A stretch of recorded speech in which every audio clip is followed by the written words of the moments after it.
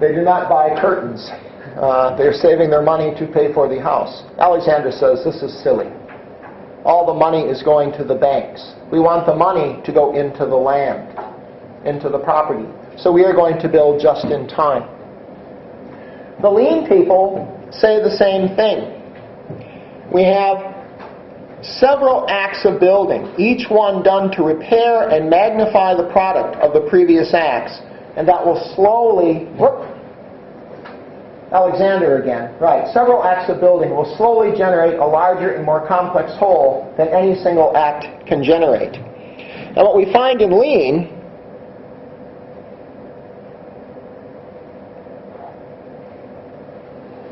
where am I here? I'm sorry.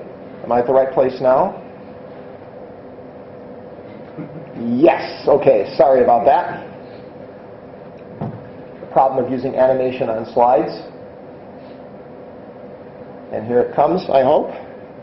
Right. The slower but consistent tortoise.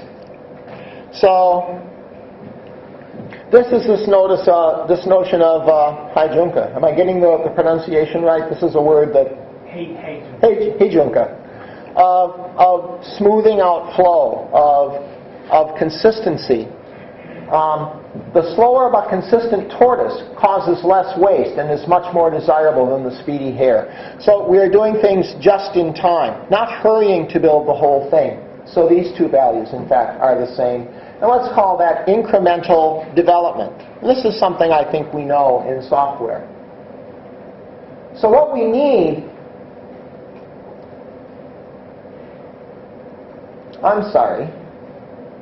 Again, my poor slides here are getting confused. What we need is a way of understanding the forces which cut through this intellectual difficulty and goes closer to the empirical core. To do this, we must rely on feelings more than intellect. A lot of our software patterns rely on intellect. You know, we're clever, we prove them, we use UML diagrams. No, patterns are about feeling. They are about the heart, not about the head. They are about things we are born with. I don't have to explain to you what Hansei is. How many of you have children? And you say once in a while to them, you know, go do Hansei. And this was a great learning for me. This is actually a fundamental part of the Toyota way. This is a fundamental part of Lean, and perhaps all of you know that. You cannot do Kaizen without Hansei. There has to be a sadness about making a mistake. So not guilt, but a deep sadness and a desire to make things better again. Alexander talks a lot about this connection of the heart to the earth and these strong feelings about the need for Mumyu no Shitsu and this need for harmony, okay, for wa among people and for this connection that you have to the geometry. So now we're starting to get into more fundamental notions of design and what design is about and how it connects to the human being. And it's not only this crazy guy, Christopher Alexander, who has these ideas. We find this squarely in the middle of the Toyota way as well. And I found that interesting. So let me call that soulful reflection. I understand that the usual translation of Hansei into English is what? Retrospective? No. It doesn't work. Okay? I think it's much deeper than that. Okay, how about continuous repair? Several acts of building Alexander talks about, which we saw this quote before. Each one done to repair and magnify the product of the previous acts will slowly generate a larger and more complex whole than any single act can generate. And again, Fujino Cho from Toyota says, by continuous improvement, or should I say the improvement based on action, one can rise to the higher level of practice and knowledge. So again, we have this parallelism, and let's call that, well, I don't know, incremental Kaizen, making things better a little at a time. There's one left over on this side. Well, that's geometry. Well, that's interesting. What is this geometry thing?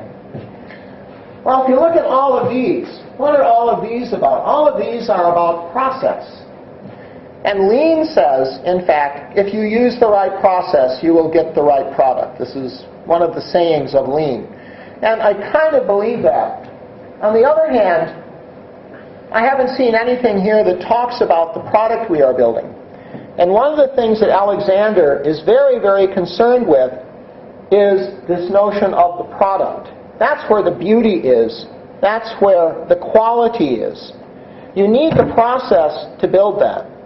Now, Alexander has a process. He calls it the fundamental process. Nakano-san, will you be talking about the fundamental process at all this afternoon?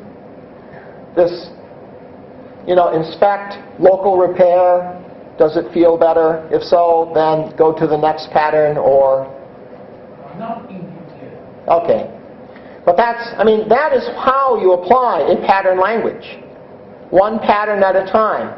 You do local repair and you ask, are things better? If so, then go on to the next pattern in the pattern language. If it is not better, then undo it and try another pattern. There, that's Alexander's process. He calls it the fundamental process. Process is not where the power comes. And one of the reasons I want to mention this is particularly in Agile and Scrum, people think the power is in the process. And so they feel if I'm doing Scrum and I have a product backlog and I have my morning stand-up meetings and I have a fixed length sprint and I have my end of sprint review that I'm doing the right process and I will get the right product. No. The reason for this process in Scrum is to show your problems, is to make your problems visible so you can do Kaizen. It is not the process that is important. And at some level the process is important, but really we need to be focusing on geometry and on product. But software patterns have lost this. We've lost a lot of things. How about the sense of community? How is the pattern community in software doing on community? These were 3 books I just found on Amazon. This is fairly recent. This is by the Atlantic Systems Guild, Tom DeMarco et al. And it's called Adrenaline Junkies and Template Zombies. Oh, it's actually been translated. Yes. It's translated. Did they translate Adrenaline Junkies? How that translates. There's not a single pattern in this book, though the book advertises itself as being a book of patterns. Hey, patterns sell. I can make money off of those. Let's put it in the title of the book.